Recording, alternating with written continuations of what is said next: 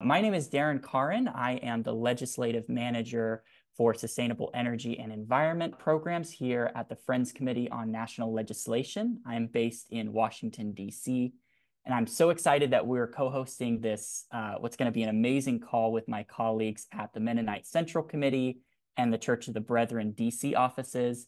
And I will introduce Cornelius and Kirsten, as well as Anna, my colleague at FCNL, here in just a moment. But before we do that, would just like to remind people again, please introduce yourselves in the chat, your name and where you're calling in from.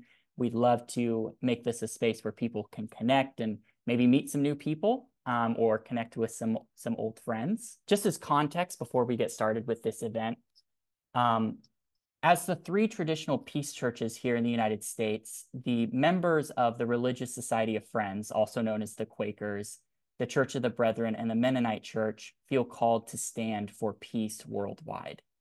Increasingly, we're seeing the climate crisis as a growing obstacle to this goal, as increasingly frequent extreme weather events are driving hunger, instability, and poverty around the world.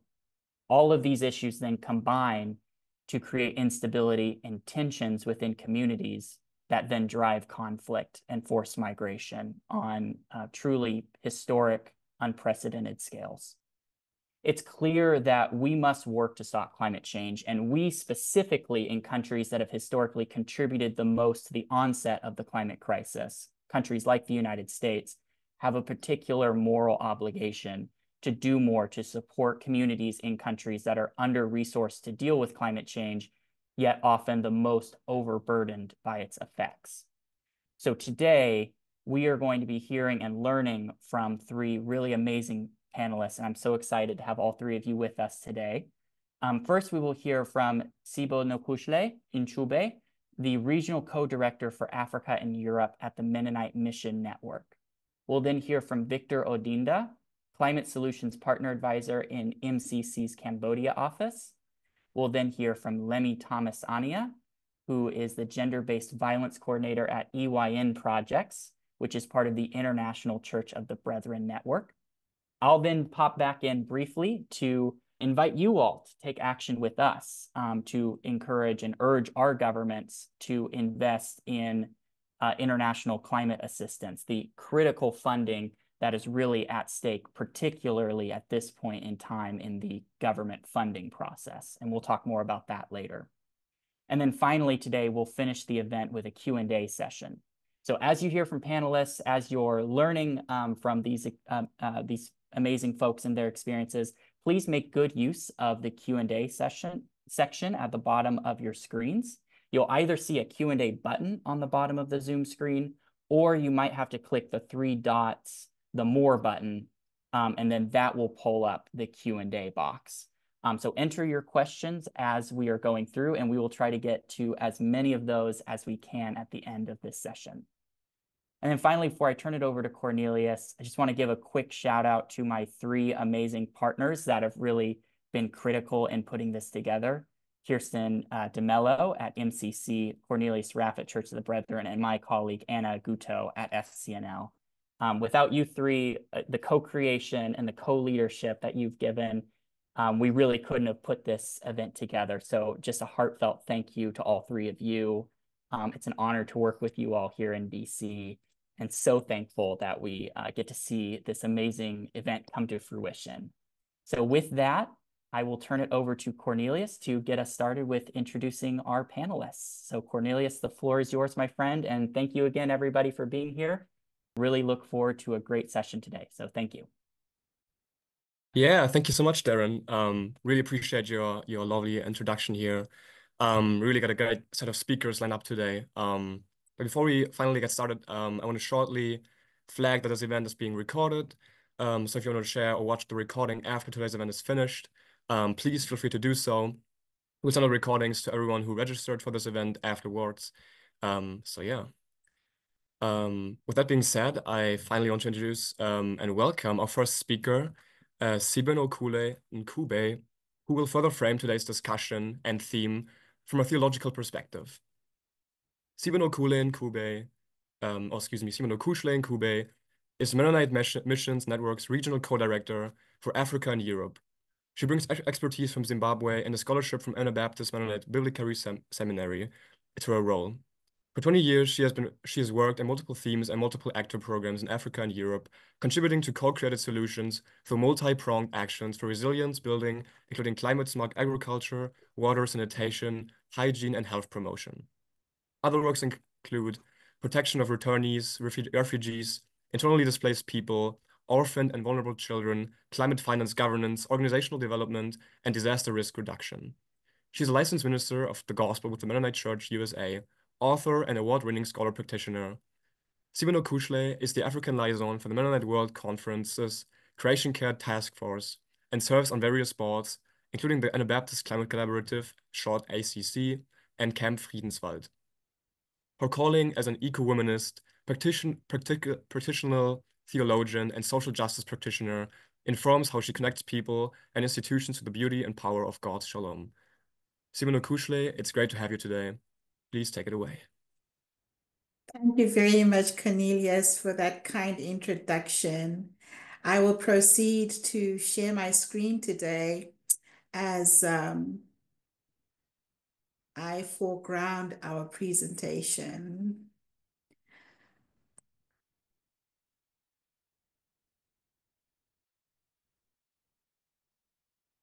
In the name of Jesus, who gives us hope and the power to collaborate with the divine in the regenerative work of sustainability as we care for creation, I want to acknowledge that I'm speaking to you from the lands that were once carefully cared for by the Potawatomi, who were driven off the land through trails of death. And so I am greeting you from Goshen, Indiana. Climate change is real, but so is God's shalom. I want to come to this presentation and look through the eyes of a Zimbabwean Afro-eco-womanist who is concerned about all bodies and more so non-human creation. I hope together we can look past the panic to naming the disproportionate loss and damage to our common home, including non-human creation. When we think about climate, we should also think about environmental justice, the haves and the have-nots, as teetering ecosystems and precarious livelihoods of already suffering bodies who are mostly in the Black, Indigenous, and people of color communities go on experiencing adverse life circumstances. Some are haunted by violence and dispossession through imperialism, coloniality, corruption, greed, and capitalistic exploitation. Some are forced to migrate and are experiencing increasing poverty and unemployment. Clearly, there are broken relationships and death-dealing vulnerability being exacerbated.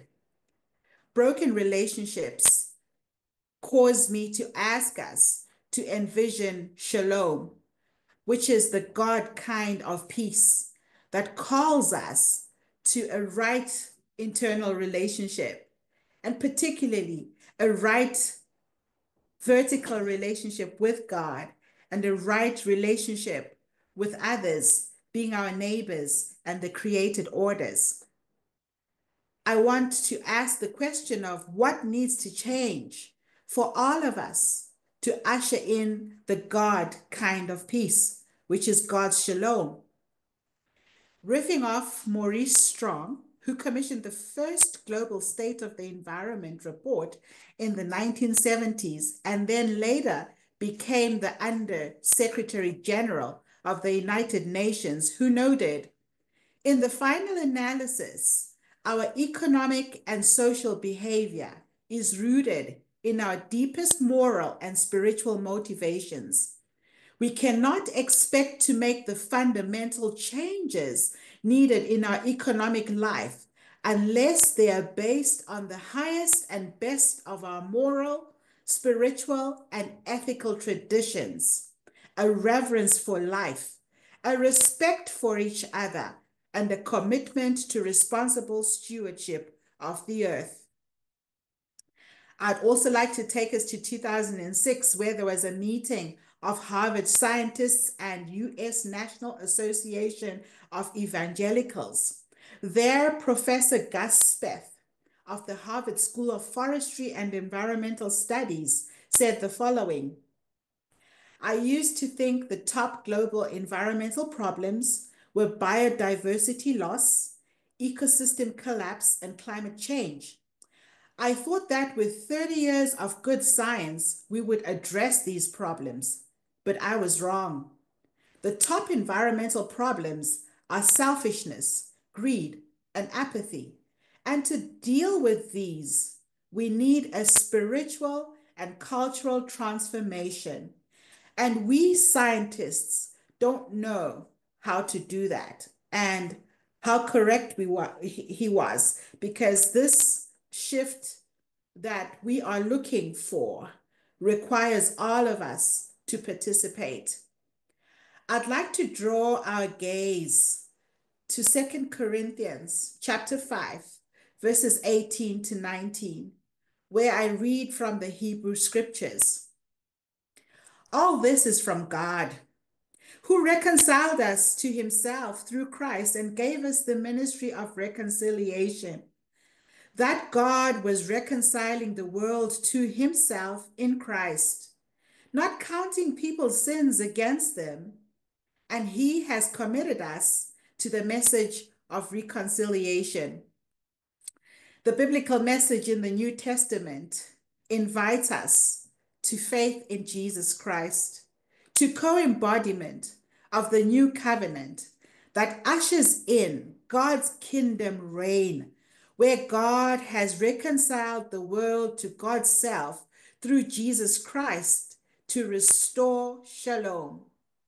And this shalom, dear siblings, invites us to metanoia, a special kind of repentance and turning away from those behaviors, structures, and systems, sometimes called the big S or the small s, that cause broken relationships and exacerbate the drivers to the changing climate. We are invited to reconciliation. We are invited to the holy and sacred work of repair in our generation. We are invited to the ongoing redemptive work of regeneration. And to do that, we need a change in the attitudes of our hearts and the thought and intentions of our minds, espoused to a holy behavior that seeks to join Creator God in Creator God's concerns. This calls for a prophetic imagination, hopeful participatory action from where you stand, because though climate change can be far removed to some people who are insulated, it is costing people's lives, and it can be overwhelming in its scale. But we are invited to hopeful participatory action, where the gospel invites us to espouse our theologies, our ethics, and our spirituality, to walk alongside, to walk in solidarity with the dispossessed, in alignment with God's shalom across the road and across the globe. I'm invited to the Matthean chapter 25, where Jesus tells a parable about his return and how people and nations will be separated into goats and sheep, depending on the work they did in solidarity with those that Jesus calls the least of these. And when we turn our eyes and gaze to look closely to who the least of these are, it is hard to argue that the least of these take the shape and descriptions of those who in our age match the populations that bear the disproportionate impact of the shifting climate. Beloved, we are all called to a restorative shalom discipleship, a God kind of discipleship that makes us to look keenly at how we can influence social systems, political systems, environmental policies. Look closely at how we can speak the truth to power. Look closely at how we can be collaborative and walk in solidarity with those who are hardest hit in our generation and beyond. With those words, I also give you the gift of these slides so you can relook at some of the choice of words or the diction I have used to think about climate change and God's shalom as a hopeful twosome that we can use to look ahead and figure out what we can do individually and as communities as we look together to a hopeful future. Thank you. Lovely. Thank you so much, Sibonokuhle, for your remarks and insights, and really setting the right framework for this discussion and our next panelist. Yeah, appreciate that. Next up, I want to welcome Lemmy Thomas Aniah to the stage, our virtual stage here.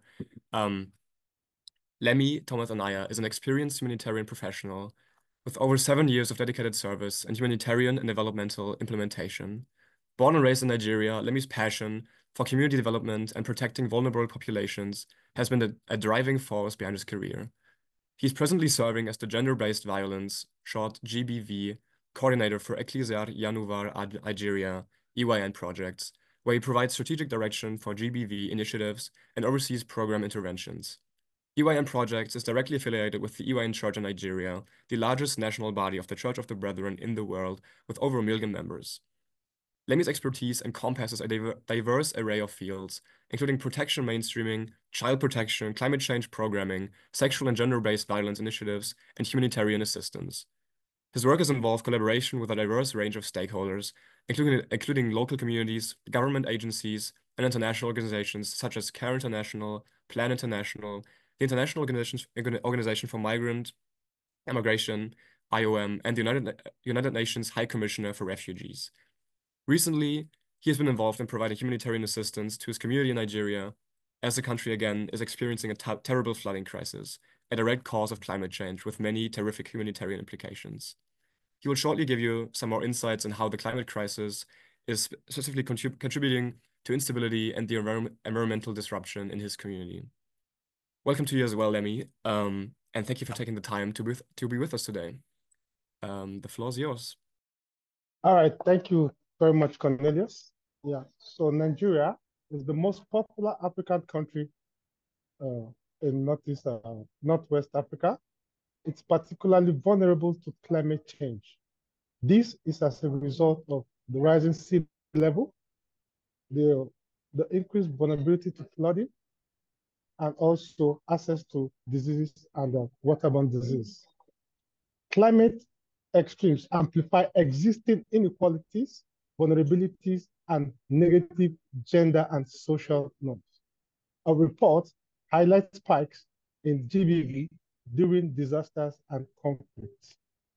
Armed conflicts in Northeast Nigeria and Northwest Nigeria has affected humanitarian crises falling for survival mode.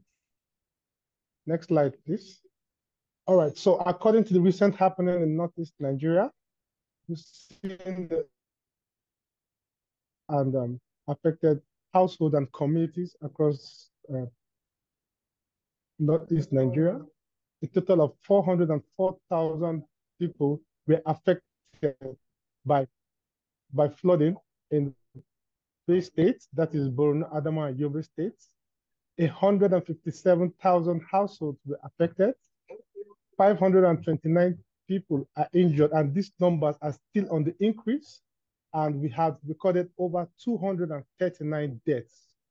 This is what we are facing at the country at the moment as a result of the rising water level from the communities. Next slide, please.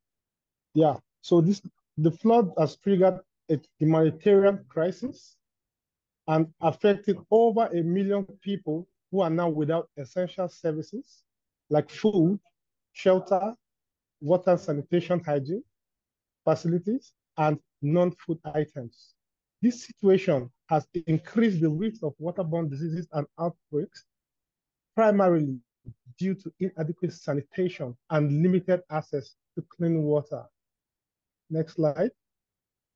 As a result of the conflict in northeast Nigeria, the non-state armed group Boko Haram, founded in 2002, began operation in 2009 to establish an Islamic State. Initially, the primary focus was on resisting Western education. It declared the establishment of a caliphate within the territories under its control in 2014 and abducted many people into their camp by force. Presently, they have shifted operations to the northwest and are into kidnapping and all other forms of crime. Next slide. Looking at the deaths caused by Boko Haram across the states, we have over 38,255 deaths in Borno State. We have 4,127 individuals in Adamawa State, and we have 3,229 individuals in Yobe State. These numbers are beyond this, but these are the ones that we can account for. As a result of the climate change and the conflicts, the extreme exacerbate existing inequalities, existing vulnerabilities, and negative gender and social norms, and all forms of gender-based violence against women and girls, including sexual exploitation and harassment. It's a surge during disasters and conflicts based on findings, based on assessments, FGDs, and gender assessments. It is discovered that it is at this peak that is disaster and conflict that women and girls are mostly affected by violence. Next slide, please. And this in turn brings about displacement of people from the home of origin to IDP camps, expose individuals to hunger, to shelter, and food insecurity as well. Next slide. So according to these disparities in Nigeria's humanitarian crisis, women and girls are affected by humanitarian crises in northeast Nigeria and northwest Nigeria. 59% of the 8 million people needing services at the base state are females. Out of these, 55% of the 2.2 million IDPs are women. 54% of the returnees are female, while 52% of host committees are also female. 52% of inaccessible populations are women. This brings about, as a result of the violence, the conflicts, men seeking, going into distance to access support as food, other services for families, exposing women and girls to a whole lot of risks. Next slide. The effect and the impact of these emergencies of climate change is endless, and it includes increasing environmental pressures, increasing resources scarcity, and exacerbates gender inequality and power imbalances in households and communities. GBV and harassment are used to prevent women and girls from accessing and exercising their rights over resources and their utilizations. It goes beyond resources and other positions, selections, and other key components at the community level. Women are being seen as secondary individuals. Women and girls have up to 14 times the potential to be harmed during disasters. Conflict and displacement increase the risk of GBV within families and within communities. Climate change impacts ecosystem, it impacts the economics, it impacts conflicts, and it impacts social structures. As a result of this flooding that is presently happening where we are now, will be receiving a whole lot of negative effects of this flooding, where in the sense that people are being kidnapped and being placed on ransom. Women and girls are exposed to all forms of different survival modes, and also key individuals not responding on time. Next slide. Yeah, so we have been promoting peace through climate change intervention, and the role of EY project in the Northeast is to support, provide renewable energy initiatives focused on delivering dependable, sustainable energy solutions to communities, improving quality of life, and supporting environmental sustainability. As part of our strategic plan, we are proposing the use of support of renewable energy solutions, the biogas, and other forms of energy to reduce the effect of fossil fuels, the effect of coal, and the effect of other energy aspects to as much as 50 or 70%. EY projects work in vulnerable community, providing water, sanitation, and hygiene intervention, food security, livelihood programs, reducing tension over scarce commodities. EYN Peace Building Initiative foster dialogues and cooperation among different groups, helping to mediate conflicts arising from environmental pressures and promote long-term stability in the region. And the cost of intervention, in the cost of providing services at the community level, we also see it as a need for individuals and community to have that sustainability, to have that reflective dialogue session to ensure that whatever intervention is on ground will also promote other things that we find lacking. Next slide. So we also ensure that programming does not contribute to violence by using conflict analysis tools to have a better understanding of the conflict context in which we implement. We analyze, we reflect, and also transform the community beliefs and other norms that we feel are part of what is hindering some negative coping norms in the community. We also use the conflict analysis to identify key decision makers, local leaders, potential spoilers, that is, people who might make the conflict worse for their own interests, and also for beneficiaries. Reflecting on the atmosphere of anger, hatred, mistrust, and fear between and within communities that pervades situations of conflict has helped in the impact and effect of our work through management and dispute resolution mechanisms between agencies and participants, and the relationship between civil and other actors. So with all this, we ensure that in the course of providing intervention, in the course of providing services, we ensure that other needs that we feel that people need to have as a result of climate change, we need to have that reflective sessions. How do I affect the environment? Am I a positive effect? Do I have a positive effect on the environment? Do I have a negative effect on the environment? Because most of the times when you support communities, you discover that instead of the intervention to promote peace and resolution, it is yielding violence. So we look at this critically as an organization, we look at this as a team, we reflect on it before going out there to provide services. And we need to ensure and ask the question, these interventions, are they environmentally friendly? If we feel the interventions are not friendly to the organization or going to cause more harm, we bring out modalities on how we're going to implement on them. Next slide, please. And as part of our intervention, we educate and promote agricultural practices that mitigate climate change and its effects, and also enhance resilience. We have approached two separate approaches, like cash for work, community-led sanitation, where committee take the lead.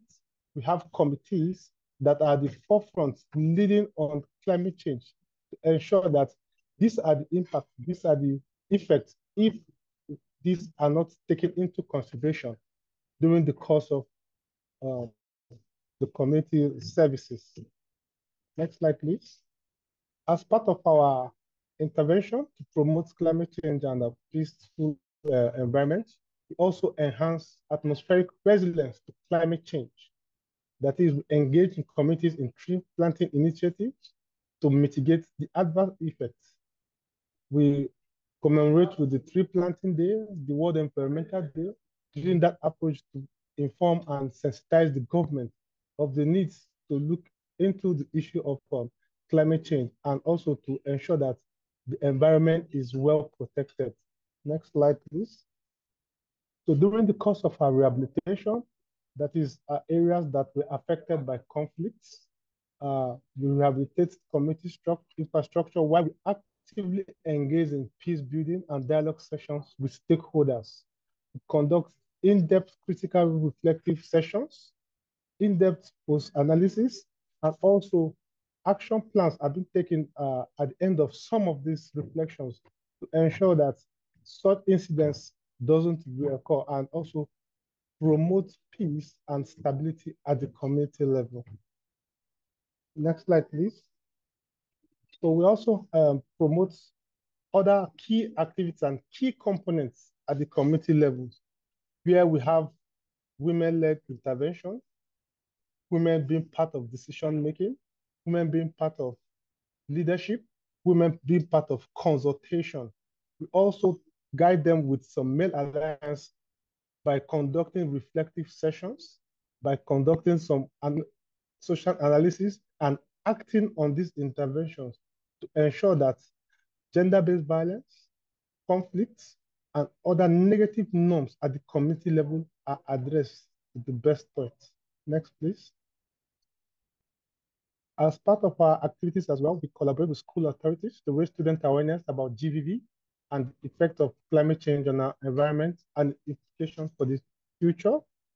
During World International Day of the Women, International Day of the Girl Child, Children's Day, other notable activities. We'll use such opportunities to ensure that both students and out-of-school children know the negative effects of gender-based violence and the effects of climate change as well, and the implications on the long-term run.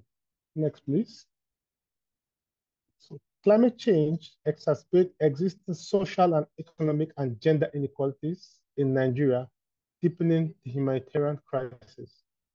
Effective intervention requires a holistic approach that combines environmental sustainability with peace building and conflict-sensitive programming. By prioritizing renewable energy, enhancing community resilience, and addressing other gender disparities, programs and projects like EYN can help mitigate the impact of climate change while fostering long-term stability and gender equity in the region. So we call on everyone listening to take collective actions, call on everyone listening to send out a strong appeal to governments, to corporations, and other entities, business, to change their policies and become environmental friendly. Thank you. Yeah, thank you. Thank you so much again for your presentation. Just really showing us the complexity of this issue. I just want to thank you so much for your for the invaluable and significant work you do every single day. So yeah, appreciate your remarks. Before I turn it over to a third speaker, I just want to remind you all, as Kirsten is also doing in the chat, to put any questions you want to pose to any of our speakers today by using the Q&A feature, which should be located close to the chat feature. So yeah, as Daren mentioned in the beginning, we will have about like 30 minutes for Q&A after other speakers have completed their talks. And we'll try to answer as many of your questions as we can. So yeah, with that being said, I want to invite Victor Odinda as our next speaker to address how the climate crisis is impacting his community in Cambodia. Victor Odinda has worked as a climate solutions partner advisor for Mennonite Central Committee MCC Cambodia since April 2023. Previously, he has worked as a program management professional for various NGOs and consult agencies in Kenya and Cambodia. In his role, Victor advises local community development partners on design, planning, implementation, monitoring, and evaluation of projects related to sustainable climate solutions. Victor has a degree in economics, offering an extra perspective on the socioeconomic dynamics that result from climate change at the community level. Victor lives in Phnom Penh, but works with partners spread across other provinces in Cambodia. Please, Victor, take it away. All right. So it's a pleasure to speak to all of you. So I'm just going to share my screen so that we might go through this journey together. And I hope that you can all see my screen. All right. So yes, so this is where we're going to start. Yeah, so the gentleman on your screen looks like me. His name is Victor Michael Odinda, and he serves as the Climate Solutions Partner Advisor for MCC Cambodia. Originally, I am Kenyan, so I've seen in the chat there's 1 or 2 people from Kenya, so yeah, I'm here representing. Yes, so then you might ask yourself, what does a Climate Solutions Partner Advisor actually do? So I'm going to just briefly tell you what I do. And my job involves 3 things. So there's climate science, there is project management, and there is economics. So I advise local development partners on, programming, everything to do with programming related to environmental protection, food security, and livelihoods. So basically what we are doing is we are saving the earth, but at the same time, we are looking at, we must eat. So then how do we save the earth in a way that we must eat? And as well, we must make some money while at it. So we must have some livelihoods, we must have food, but at the same time, we need to save the earth from the ravaging effects of climate change. All right, so today I'm going to talk about an integrated approach to climate solutions, because most of us, when we look at climate solutions, we always think about, the earth is going to be destroyed. But then what we forget is that it affects the social, the political, and the economic aspects of our livelihood as well. And conflicts abound because our resources are being affected. So when there's fewer resources and there's more people trying to get these resources, then there's going to be conflict. So what do we do about it? We need to have some peace building, all right? And I'm going to take it from this perspective. One of our partners, their name is Peace Bridges Organization. They do an amazing job on environmental conservation, meeting conflict transformation. And that is what I'm going to talk about today, because we want to have peace. There is conflict. So what do we do about it? All right, in a way that we still are going to save the earth. So I'm just going to give you a bit of a background information. In Cambodia, there are 2 very important natural resources. The first resource is the Prey Lang forest. Now, this is a forest that covers a good percentage of Cambodia, 4 provinces in Cambodia. And what has been happening in Prey Lang forest is that it has been encroached by illegal loggers. And what has been happening is that there are communities, indigenous communities and Cambodian communities, who have called this place home for hundreds, even thousands of years. And what is happening is that illegal loggers have encroached and they are cutting down the trees and destroying the natural environment, which is a habitat to these people. And because of the politics and the way things are structured, it's very hard for them to actually crack down on these illegal loggers. And this has given a lot of conflict between the illegal loggers and the people themselves who live within Prey Lang forest. Then the second aspect of the background information is on the Mekong River. Now, the Mekong River is one of the biggest rivers in Asia, and it has been home, the Cambodian aspect of it has been home to a number of communities who fish within the Mekong River for them to have their daily food or nutritious needs. So what has been happening is that there has been overfishing, and this overfishing comes from a bit of community and commercial interests. Now, we have people who come in with commercial interests, and commercial interests means we are maximizing profit. So we're going to get rid of all the fish in the Mekong River just so that we can make profit out of it. Because over the 3 years, the fish cover, according to the research that is available, is that the fish cover within the Mekong, especially in the Cambodian stretch, has dropped by over 60%. Why is this? Because of overfishing. And number two, the ways in which people fish, things like using electric shock, things like using drag nets. These are very dangerous ways of fishing, and that is why the fish population is declining. So basically, there is conflict. And the people there are concerned about what they're going to do about this.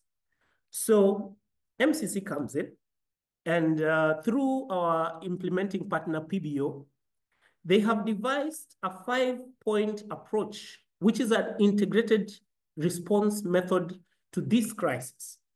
And it involves 5 key aspects. First is the forest protection. We need to protect the forest, the prairie land forest. Number 2, we have the river protection. So we want to make sure that the people who fish at the Mekong River fish in a way that is environmentally friendly and will protect the biodiversity of the Mekong River. Now, because forest protection and river protection, there's conflict. So what do we do about it? We bring peace. And that is why at the center of it all is conflict transformation. And then we realize that the cultural dispensation of Cambodia has marginalized the women or has belittled the contribution of women to this approach of peace building. So what do we do about it? We decide to empower, do a gender engagement. Now, and gender engagement is different from the normal gender empowerment that we know. So what we're doing is we are taking the girl child, we are empowering them, we are giving them the skills, we're giving them the voice, we're giving them a seat at the table. But we are also looking at the male child who is also involved in this. And we are trying to talk to this male child to create space in their minds and in their cultural dispensation for the girl child to also occupy a place on the table. So basically, we are doing both gender empowerment and gender engagement so that we can fight this war together, right? And the last aspect of the response is the religious or cultural preservation. So the prairie land forest and the Mekong River have also had cultural significance to the Cambodian populations and especially the indigenous populations that live there. So most of these people have what we call ritualistic beliefs or cultural beliefs that certain trees within the forest have certain levels of significance where they bring good luck, they bring good karma, and that is the reason why we need also to look at the cultural dispensation and preserve this culture of these people. So let's look at it one by one. So as you can see on the screen, we have forest protection where PBO has empowered the community people to do forest patrols in Kampong Thom, Krache, Sang Traing, and Preah Vihear provinces in Cambodia. So what has happened is that these people have been empowered with the skills to actually patrol the forest and engage these loggers, call out the illegal loggers, get a way in which they can actually tell them, hey, what you're doing is not right. So the community is getting empowered. They're doing forest patrols. As you can see on the screen, these are community members. As you can see, both male and female are there. This was not so because it was believed to be a male part of the society, the security aspect of things. But then with the gender empowerment, the women have also joined in the patrols. So the next thing is the river protection, which happens to be my own personal favorite. Now, the river patrols do two things. First, they protect the river as a natural resource from overfishing and from illegal ways of fishing, which we've given examples like drag nets, we've given examples like electronic use of electricity to shock the fish. And what the community does is that they patrol this place in order to protect it. But then what happened is they realized that the fish cover is going down. So what do? Let us repopulate this river with the fish. So the project has empowered certain members of the community to grow fingerlings. These are small fish within fish farms within the community. And what you see in the inset photograph is an event called the fish release. And the fish release is where we bring NGO members, we bring the Buddhist community, so the interfaith movement, we bring in the community members. And what we do is called the fish release, where we release the small fish to marked areas of the river, which will be protected by the community people to allow for the fish to grow to a certain age whereby they can now be released to the wild. And that area of the fish, the community are allowed to fish there as they go to repopulate another area of the river. So what we are saying is we are protecting the river, but then we are also increasing the fish cover of the river in a way that will benefit the community and bring cohesion into the picture. All right. So these people, of course, you know, we are protecting these resources, and the illegal loggers have interests there, be it commercial interests, be it, you know, their own interests, and it caused a lot of friction. And one of the things that happened, we have a story whereby one of the community people lost a leg because of a direct confrontation that happened. These loggers came at night to attack these people who are protecting the forest, and they were able to injure one person, a lady who lost a leg because of that. And that is the reason why conflict transformation is very important here. So what is happening is the participants are taught non-violent ways to engage with the loggers and to engage with other parties involved to find amicable solutions to these problems. So be it legal, so whereby we have the local authorities getting involved, we have the law getting involved, whereby we can now do mediation, and we can, instead of direct confrontation, we can have mediations whereby people will find amicable ways of solving these conflicts. So what has happened is that the direct confrontation and violence has gone down and has been replaced by mediation. And that is the reason why the peace aspect is coming in. Now, looking at the gender engagement, I've talked about mediation. And so culturally in Cambodia, the voice of the woman is not given enough strength as the voice of the man, especially in some of these cultural dispensations where the man makes most of the decisions. So forest protection, river protection was considered a man's job. But then what happened is the PBO, our partner, engaged women to increase their capacity, skills, and confidence to also engage in community peace building and environmental protection activities. So PBO works also to change men's attitudes. Now, this is the interesting part. You actually find that there are empowered women, but then we also go and work with the man so that at some point you have the man creating space for there to be a space for the woman to come in and also join in these efforts. So you will find women join the men in forest patrols. You will also find that more women, young and old, are engaging in environmental protection activities. So this has really helped. This has also helped reduce the amount of violence. Some of them actually leading the mediation efforts, as we will see very soon. So that is about gender engagement. Now, looking at the religious and cultural preservation, these forests have a very, very great significance religiously and culturally to these people. So what is happening is that once a year, there are interreligious exercises that are held between Buddhists, Muslims, and Christians, together with community cultural leadership, where they jointly bless the forest in whatever way they do. So the Christians will pray, the Buddhists will do their thing, the Muslims will do their thing, you know, because this is a community effort. And again, this kind of events bring people together. They bring people in so that they can actually negotiate.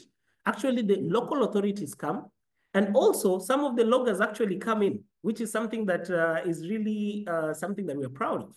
All right. So they come in, they bless the forest together with the cultural leadership and pray for good karma or good blessings upon the forest and the people who live there.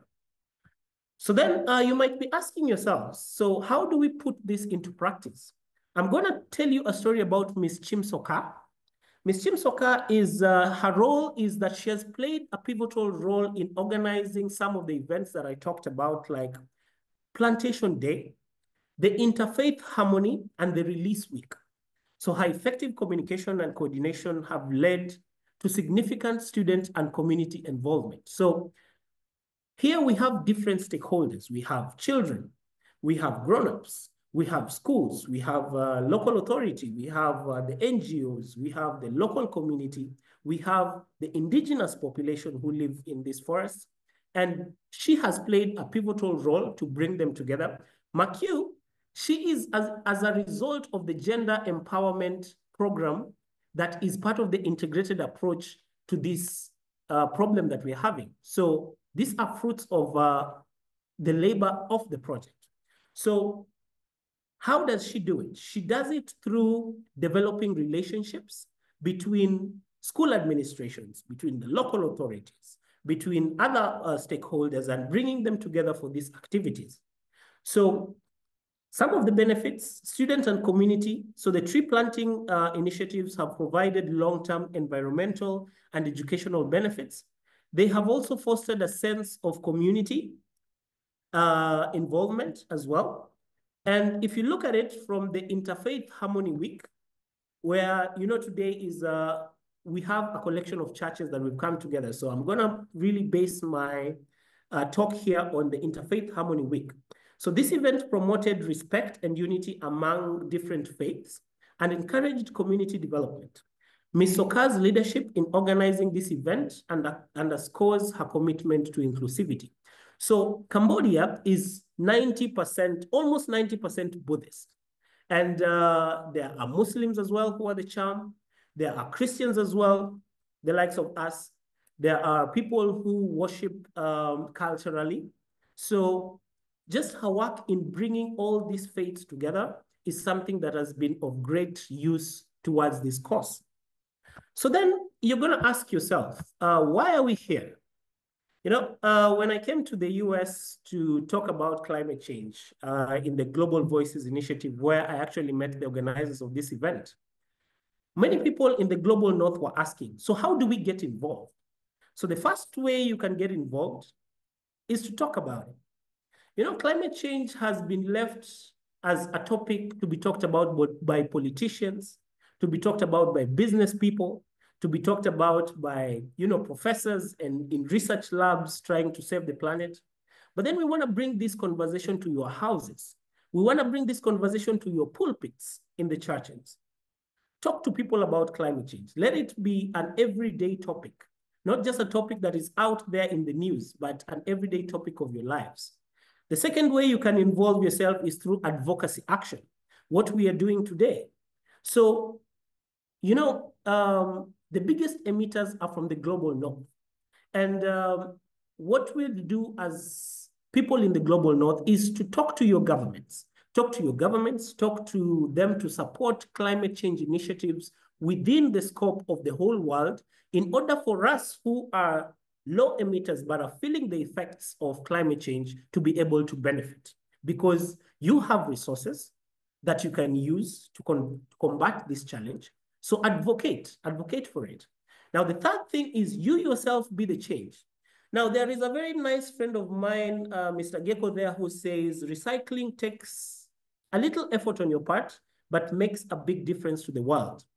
So whatever you do, be it using a reusable straw or riding a bicycle to school, it is nice, it is good. So do it. Never think that you're alone, because if Victor in Cambodia does something about it, And then there is somebody in the US that does something about it. And then there is somebody in Kenya who does something about it, and somebody in Malaysia, and somebody in the, UAE, and somebody in Qatar does it. Then we have 7 billion people responding to climate change. All right. Then another thing would be financial support. Most of our organizations like MCC has heavily benefited from donations from the Mennonites, the Mennonite churches. You have supported us, whether in kind or in cash. Please continue to do so. And as you can see, there is a small QR. If you just go to that QR, you'll get a lot of information on climate action for peace and what MCC partners around the world are doing to combat climate change, and actually using climate action to drive peace within a very chaotic world that we live in. So just go there, click on the QR code, it will take you to the website and you'll be able to see it. So now I want to end, but before I end, there is a gentleman who is in the middle of your screen that I want to shout out. I normally butcher his name, but today he showed me how to pronounce his name, so I'm going to pronounce it very well. His name is Mainza Hanzukule.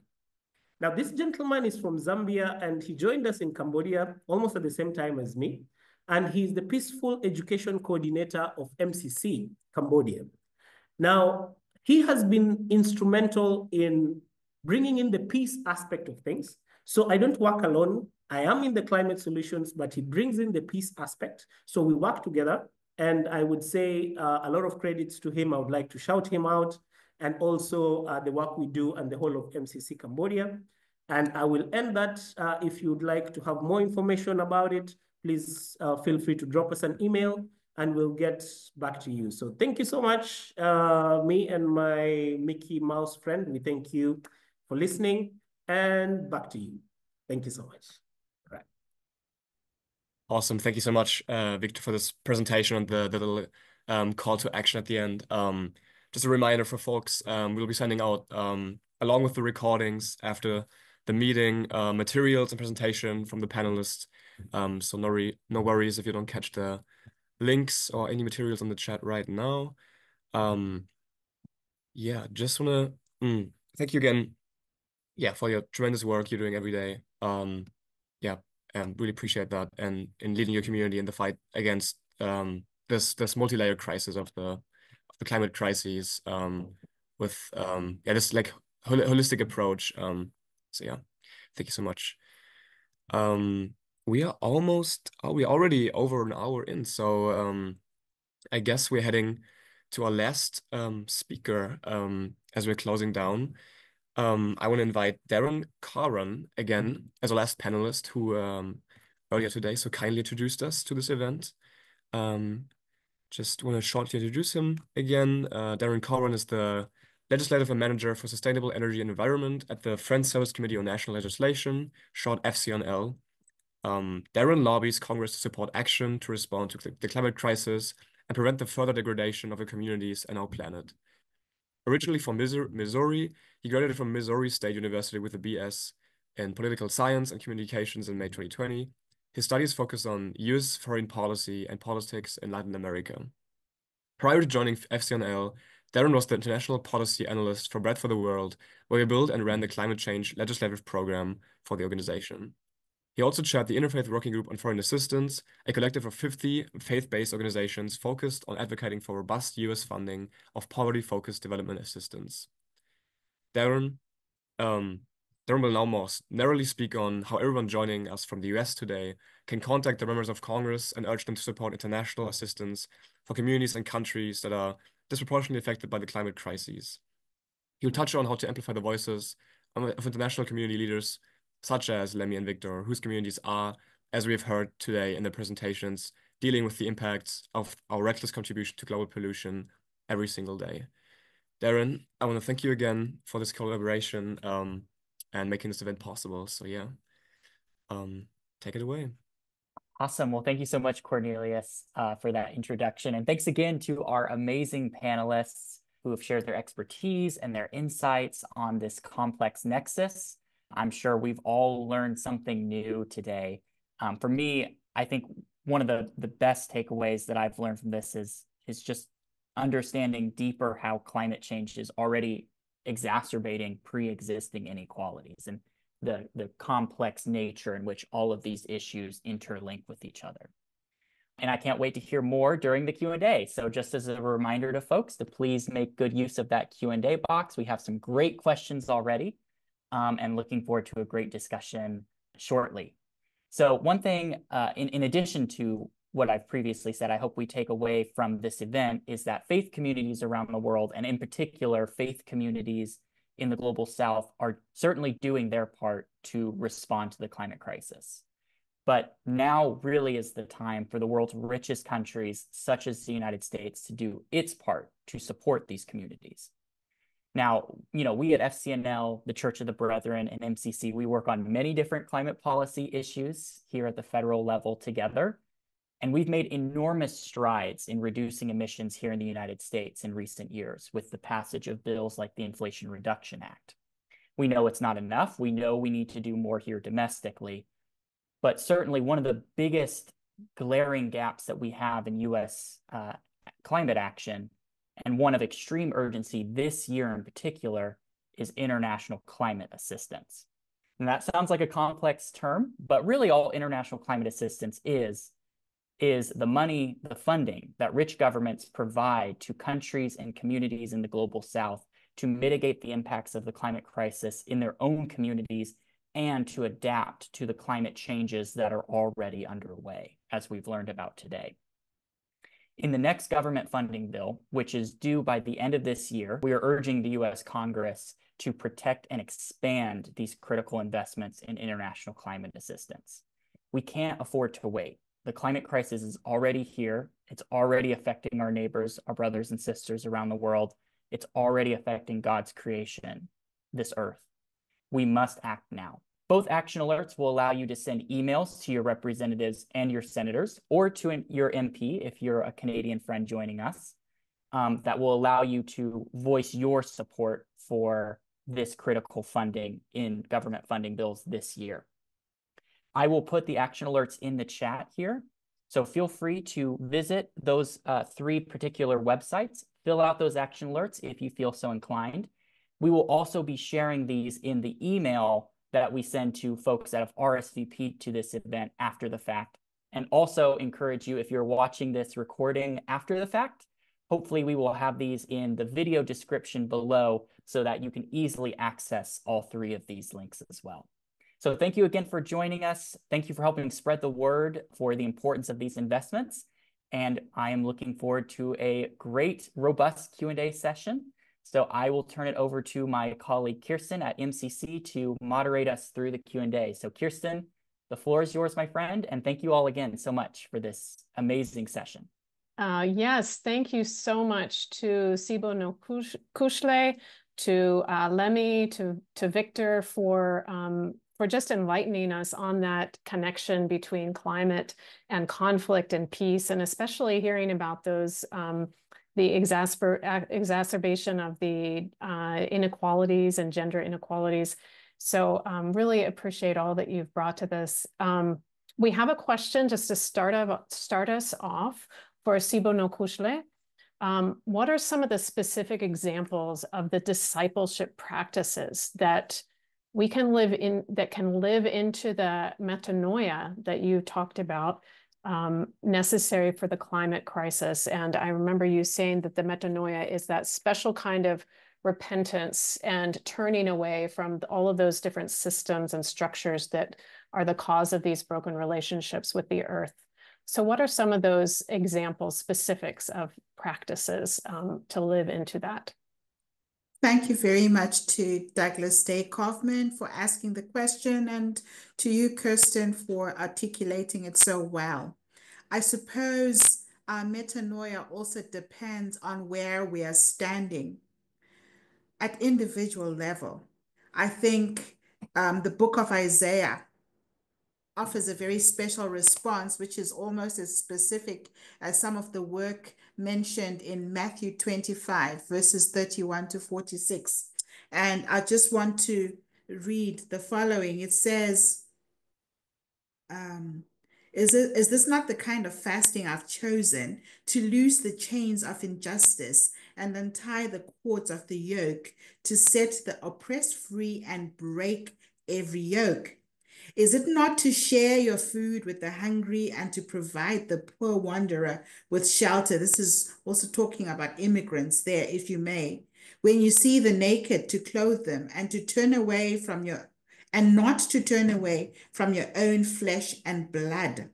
And the scriptures promise that then your light will break forth like the dawn, and your healing will quickly appear. Then your righteousness will go before you, and the glory of the Lord will be your rear guard. I think the call there is for introspection, looking at the business as usual, individual and community actions that end up being strong drivers to the shifting climate. Could this mean procuring locally grown food or growing your own food in your own little garden every summer? What would this mean? Would this mean that you're sensitive about transportation, the way you use transportation and what transportation you use? Could this mean that you look closely at where you give your gifts, what causes you give your gifts to, and to what ends?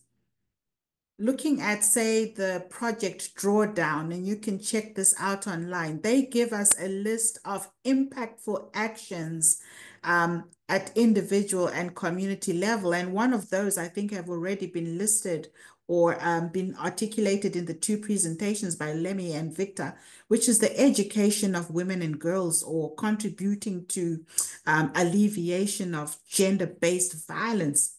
So there are many individual and community actions that we can get involved in, including the work of amplifying our voices, the work of advocacy. That could be a work of metanoia, because often, coming from our historic Peace Church faith traditions, where we have in a way been oriented to being the quiet of the land, we are this time being asked to amplify our voices together or on behalf of the voiceless or those who are underserved. So there are a myriad of actions that we can plug ourselves to. And I think the important point for disciples is to figure out from where you stand what would be either low-hanging fruit, the easy to do, the feasible to do, and the possible to do as an individual and corporately with other people, so that we get acting. We act. Thank you so much, Sibonokuhle. Yes, that all of those points that you made are just really striking a chord in me. So thank you for that. And I would like to, open up that question also to Lemmy and Victor. What are those very specific ways that we can engage? And I would also say, like, globally, we're in this together, and how can we work strategically in a coordinated way on these issues? So I would open that up to the two of you, Victor and Lemmy. And I also want to highlight another question, so you can maybe be thinking about this and addressing this as well. There are a couple questions in the chat about the logging, illegal logging, the loggers, the people that are doing fishing illegally, and what are the ways that you all are you working with them at all to do any kind of re-education or education on other kinds of livelihoods? But also, there's another connected question in the Q&A about that they're members of the community as well. They're people that are just trying to survive and live. So what are those ways that MCC is working with them, humanizing them, and also maybe working with the government on that? And I would say also to Lemmy, that the aspects of livelihoods and bringing people into this journey of protection and addressing the climate crisis means working with those that we feel like are working against what we're doing. So how are we bringing everybody into that picture? So I will ask Victor and Lemmy to also share their thoughts. All right. Thank you very much, Kirsten, for moderating the session. And thank you very much to the chat for the questions. So first and foremost, I would say that from a programming aspect of things, just integrating the various stakeholders within the ecosystem into these approaches. You know, most of the times we look at climate change as a standout action in itself, whereby we are trying to conserve the environment, we're trying to save the planet. And we are looking at human actions that do that. But we tend to forget that at the end of the day, these people are also just trying to survive, as you say. So basically, having integrated approaches that bring in the politics of things. So we look at the management aspects. So who has power within this system? How can we reach out to them? How can we influence policy? So that is looking at the political aspect of things. And then looking at the social aspect of things as well, whereby we look at our social interactions. Are they harmful to our environment? Are our actions or our social actions causing the increase in greenhouse gases, for example? What Sibonokuhle talked about, if it's living responsibly, if it's looking at your transportation. So these are social aspects of things. Also looking at conflicts. How do these resources get shared in an equitable manner? Because you see, most conflicts in the world come from limited resources and many people who are actually gunning for these resources. So looking at resource allocation, looking at how best to share these resources is also something that comes into play. And then if I look at the specific example of what PBO and by extension MCC programming is doing for the community, we look at this place as a place whereby you find people are there and they want to survive, but they're being faced with illegal logging. They are being faced with the fishing. So what we do is, first of all, let us protect the resource so that the resource protect and replenish the resource. So that is the reason why we're not just protecting the forest, but if you saw in the presentation, there were tree planting exercises. So we are replenishing what has been lost. At the fish release event, so we are replenishing the fish cover in the river, and we are also protecting the resource. And then looking at that is looking at the conflicts that have come in. So we are looking at, you know, the illegal loggers. How do we bring them in? How do we work with the local authorities, for example? Working hand in hand with the local authorities, involving them in the activities has also helped a lot. And then also we are looking at, you know, who are the facets of this community? We are looking at the girl child as a person who has over history being undermined in this conversation. So how do we bring them in?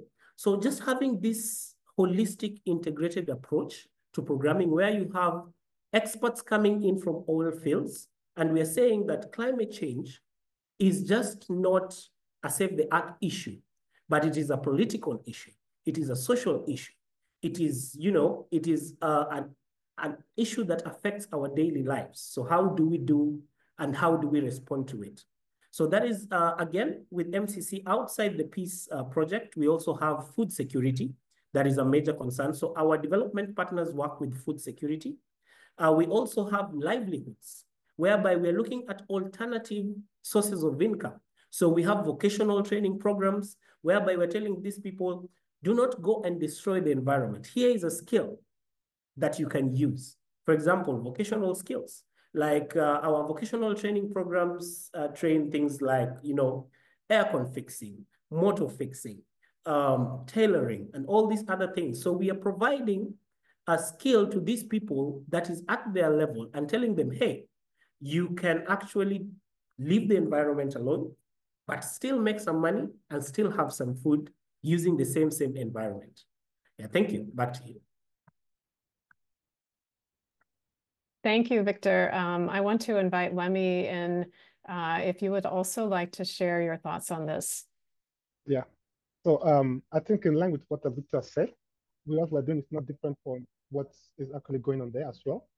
So like for the agricultural level, we have been able to put all these practices because climate change is, like I said, you can't deprive people from making profits while you are trying to protect the environment. Definitely, there are going to be needs. So if you look at it holistically, we are trying to implement a project on that perspective, whereby we have a multifaceted approach towards implementation. For the intervention on GBV and risk, we are strengthening protection services where women can and girls can access the basic services that they need at the community level. And also, we are also engaging, like presently, the project we are working on now, we are conducting a training for master trainers to train adolescent girls and women on cap making, tailoring, hand fan, local spaghetti, and other exports. At the end of the day, we are going to come up with exhibitions and involve some key stakeholders on these are the processes and how to link them and mentor them into the key markets, not forgetting the climate at the same time. So we are trying to engage them into alternative business within life, because if you discover based on findings, you'll notice that according to the economic situations, the major source of sourcing for income at the community level is through firewood fetching and also converting to coal. And this is as well affect the ecosystem. So if they are empowered and given that alternate intervention, it goes a long way to cover for most of the basic needs and not affecting the ecosystem. Also, we are also giving them other aspects of trainings and vocational information that they need, like access to education. Those who want to further their education, we link them to the education sector. We do reflective dialogue sessions where they reflect on norms and social status. And we don't just do these activities with the women and girls. We conduct these activities with key stakeholders, the men, the boys, the traditional leaders, religious leaders, people of influence at the community level, politicians, and other people that when they speak, like social champions, that when they speak out, people listen and respond to those needs that are in place. So it's a multifaceted thing. It's a multifaceted approach, and hope and we believe that the intervention we are doing is making progress, because we have been receiving success stories where we had an interactive sessions with young mothers who are first-time mothers and were introduced into marriage. After that sessions, we are having feedback where some of them are assessing education, going back to school, and also looking after the family.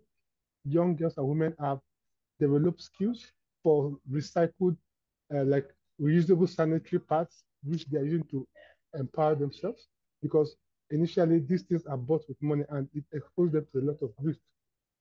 Most of these items that are used are biodegradable, they're economic, eco-friendly, and it is acceptable in the community. So for this, I think we have strengthened to a reasonable extent. Then for agriculture, as part of our strategic plan, we are going to be launching, hopefully, before the end of this year, we are going to be training farmers on modern farming system and also distribution of inputs and groups, making these farmers to form group societies and cooperative societies so they can sustain the approach and the key learning systems, and they can transcend these eco-friendly, climate-friendly trainings and interventions they have received to other partners at the neighboring communities as well.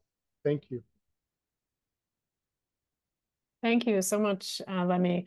Yes, I think what I'm really hearing through all of these presentations is this, that the ways that we address climate change means we have to constantly be looking at the intersections with food security, with livelihoods. We need to be bringing our faith into it. Also, I don't think we have time for more questions now, but there are wonderful questions in the chat that really stimulate our thinking about interfaith dialogue and the role of different faith groups in our collaborative work to address climate change. And we're hearing about that through Victor's presentation as well. And I imagine that in Nigeria, there's a lot of interfaith work that's also happening. Another question that's coming out of the chat is about militarism. And I know that's something that's at the core of our values and beliefs and our spirituality and theology as members of peace churches. And so how do we know, and research shows that that militarism and violent conflict leads to greater emissions, greenhouse gas emissions. And so how do we deal with that, especially here in the US, where we are spending so much money on manufacturing weapons? So that's something that I think we can all really be reflecting on moving forward. I want to hand this back to Daren to close us out, and also just give another plug to take some action with those action alerts that we posted in the chat. That's one of those ways that we can put our voice out there in where our money is going. Thank you all so much for those responses, Daren. Great, thanks, Kirsten, and thank you again, everybody, for being here. We are at time. But as Kirsten said, there are just so many amazing questions that we just don't have time to get to. To me, I feel like this perhaps points to the need to continue these conversations in the future and figure out ways that we can deepen our relationships with each other in this incredibly important work. So thank you again to Kirsten. Thank you, Cornelius. Thank you, Anna. As a reminder to you all, I posted in the chat our action alerts. These are the first way that we invite you to deepen your engagement with our organizations on this important work. And just to reiterate again that the government funding bills here in the United States that funds complementary US government work, that government funding bill is due right at the end of this year. And with the election going on, with all the other sort of newsworthy events that are happening here in DC, we worry that climate and international climate finance could be lost in the shuffle of all the craziness that is happening. So we implore you, if you feel so inclined, please take these action alerts, send these emails, share this work with your friends, your members of your congregations, and get involved in this work with us. And thank you again so much for being here and spending your time with us. So with that, I believe we will let you go here. Thanks again to Sibonokuhle, to Victor, to Lemmy, Kirsten, Cornelius, and Anna. We greatly appreciate you all. Have a good rest of your day, and hopefully we will talk and work together soon. So take care, everybody. You're welcome. Shalom. Thank you so much. Thank you all. Thank you all for coming. Thank you. And thank you for hosting.